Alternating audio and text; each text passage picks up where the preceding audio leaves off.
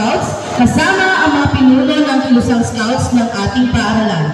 Scouter Sheila, Scouter Lovely, Scouter Day, at Scouter Mar.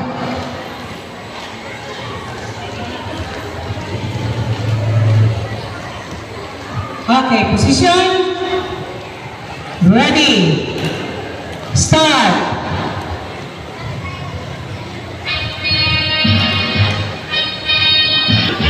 Sige na po, para po tayo magtulog po tayo sa gilid, wala po dyan. Sa gilid po tayo. Sa gilid po tayo, ma'am and sir. Sige na po, para po tayo matapos agad. Sa gilid po tayo. Doon po sa gilid.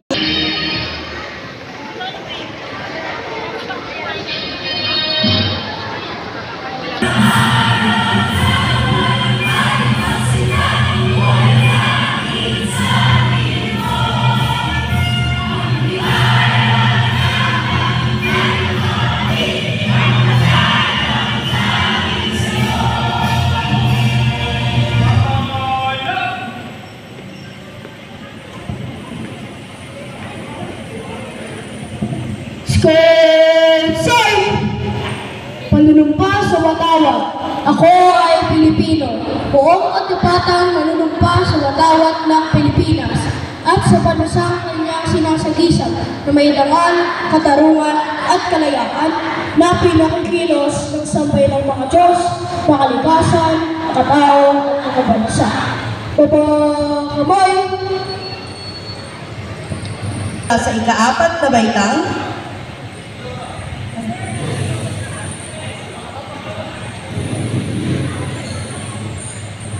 pinuno. Narito na po ang mga batang Scouts mula sa ika-4 na baitang. Sila ay nagdanais na sumapi sa kilusang scouting at handa na po sila sa formal na pagtanggap.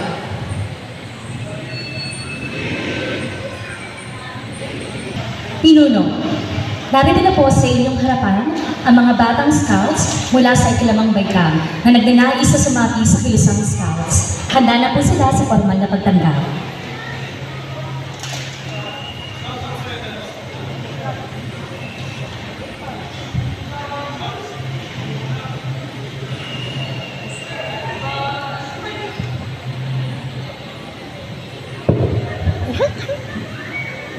Pinuno, narito na po mga bagong Scouts mula sa ika-6 na baitang na Kung ganon, pinatawagan ko ang namumunong lupo ng troop na ito ay ibigay sa atin ang tanglaw ng scouting.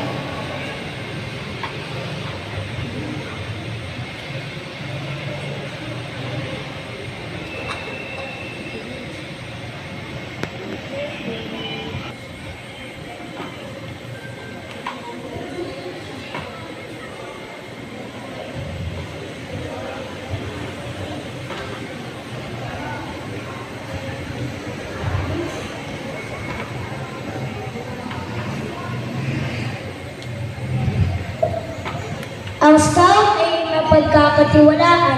Ang Scout ay nagsasabi ng katotohanan. Tinutupad niya ang kanyang pangako.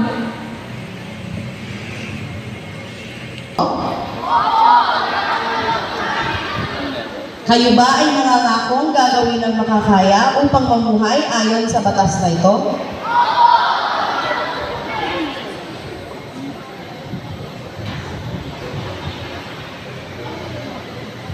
Bukod sa batas na ito, may isa pang pananagutan na gumagabay sa pamumuhay ng isang Scout, ang panunumpa ng isang Scout. Nasasaad sa panunumpang ito ang tungkulin ng isang Scout na dapat tuparin. Ito ay tungkulin sa Diyos, sa kanyang bayan, sa kanyang kapwa at sa sarili. Sa unang pagkakataon, nais kong bigkasin natin ng sabay-sabay ang panunumpa ng Scout. Habang sinisindihan ang 3 kandila, ito ang sumasagisag sa 3 tungkulin. Scout side! Ang panunumpa ng Scout. Sa ngalan ng aking dangal at buong mga upang tumupad sa aking pagkukulang sa Diyos at sa aking bayan, ang Republika ng Pilipinas at sumunod sa batas ng Scout. Tumulong sa ibang tao sa lahat ng pagkakataon. Pamalaging malakas ang aking katawan, gising ang isipan at maramay ang pagkakataon. Babakay na! Napakinggan ninyo at binigkas ang panunumpa ng Scout. Tinatanggap ba ninyo ang tungkulin na nakasaad dito? Magaling. Ngayon naman, hinihiling ko ng inyong pansinay itoon sa watawat ng ating bansa. Bilang mga Scout, mayroon tayong dakilang tungkulin sa kanya. Batid natin kung ano ito. Natutuhan natin kung paano pangalagaan, mahalin at ikarangal ang bansang kinakatawan nito. Bilang paggalang dito, sabay-sabay nating bigkasin ang panunumpa ng katapatan sa watawat ng Pilipinas.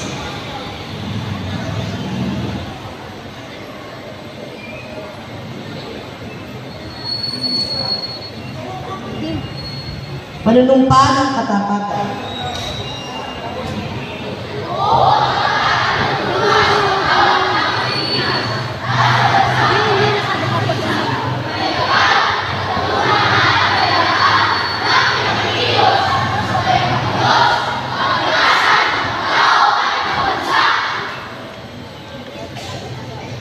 Matapos kayong makapanumpa, inyo lamang sindihan ang inyong kandila.